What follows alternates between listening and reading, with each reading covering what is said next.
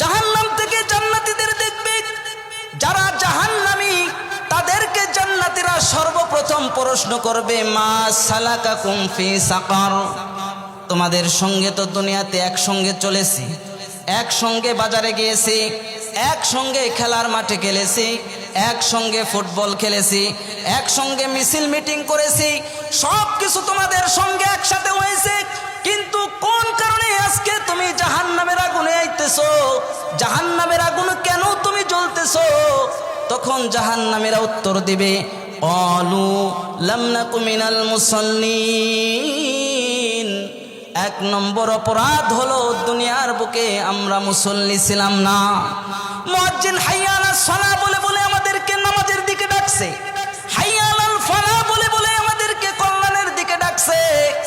আমরা চলে গেছি চায়ের দোকানে, আমরা চলে গেছি খেলার মাঠে, আমরা চলে গেছি আমাদের ক্ষেত খামারে, আমরা চলে গেছি আমাদের ব্যবসা প্রতিষ্ঠানে। সেই দিন যদি মুয়াজ্জিনের ডাকে সাড়া দিয়ে যদি আল্লাহর কাজটা সেই দিন করতাম, যদি সেই দিন নামাজ পড়তাম, তাহলে আজকে আমাদেরকে জাহান্নামের আগুনে জ্বলতে হইতো না। এরপরে তাদেরকে আবার প্রশ্ন করা হবে, আর কোন কারণে তোমরা জাহান্নামের আগুনে জ্বলতেছো? তখন তারা বলবে, ওয়ালাম নাকুনু তুইমুল মিসকিন।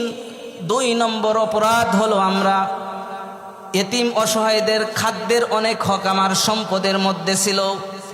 কোটি কোটি টাকার সম্পদ আল্লাহ তাআলা আমাকে দান করেছিলেন, কোটি কোটি টাকার অর্থ আল্লাহ পাক রব্বুল আলামিন আমাকে দান করেছিলেন, কিন্তু সেই দিন গরিবদের সেই হক, এতিম অসহায়দের সেই হক আমি তাদের আদায় করি নাই।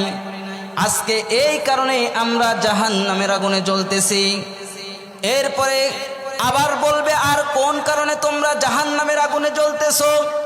জাহান্নামীরা সেই দিন হাউমাউ করে উত্তর দিবে, ওয়াকুন্না নাখুযু মাআল খাইজিন। দুনিয়াতে থাকতে সমস্ত অবান্তর কথাবার্তা আমরা বলেছি, যারা ইসলামের বিরুদ্ধে কথা বলেছে সেই কথা আমরা বলেছি, এবং তাদের কথা আমরা শুনেছি। সমস্ত এরকম যত বিরুদ্ধাচরণ করা যায় ইসলামের আমরা করেছি। এই কারণে আজকে আমাদেরকে জাহান্নামের আগুনে জ্বলতে হইতেছে। আর কোন কারণে তোমরা জাহান্নামের আগুনে জ্বলতেছো? এরপরে তারা উত্তর দিবে, ওয়াকুন্না নুকাযযিবু বিয়াউমিদ্দিন। 4 নম্বর অপরাধ হলো এই যে কিয়ামতের ময়দানের ফয়সালার পরে আমাদের জাহান্নাম এবং জান্নাতের ফয়সালা হলো। এই জান্নাত এবং জাহান্নামের যে ফয়সালা হলো, এই কিয়ামতের দিবসকে আমরা সেই দিন অস্বীকার করেছি।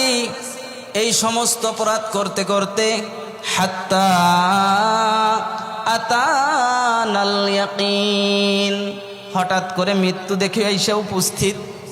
মৃত্যু যখন এসে উপস্থিত হয়ে গেছে, আমাদের সব কিছু বিশ্বাস হয়ে গেছে।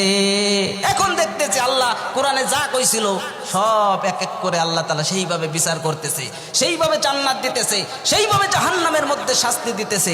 এখন সব বিশ্বাস হয়ে গেছে। ওই সময় বিশ্বাস হয়ে কি কোনো কাজ হবে? কোনো কাজ হবে? তাহলে একজন মুসলমান সে যখন সর্বপ্রথম ইসলাম ধর্ম গ্রহণ করলো, অথবা মুসলমানের ঘরে জন্ম, পিতৃসূত্রে সে মুসলমান, তার সর্বপ্রথম কালিমা গ্রহণের পর সর্বপ্রথম ফরজ হয় তার উপরে নামাজ। কি ফরজ হয়?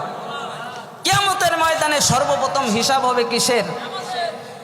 এরপরে সর্বপ্রথম জান্নাতীরা জাহান্নামীদেরকে প্রশ্ন করলে অপরাধের কথা স্বীকার করবে কিসের? নামাজের। লাম নাকু মিনাল মুসাল্লিন, আমরা কি ছিলাম না? মুসল্লি ছিলাম না। দুনিয়ার বুকে কি পড়ি নাই? নামাজ পড়ি নাই। তাহলে নামাজ ছাড়া কি উপায় আছে? নামাজ ছাড়া কি উপায় আছে? এরপরে আল্লাহ পাক রব্বুল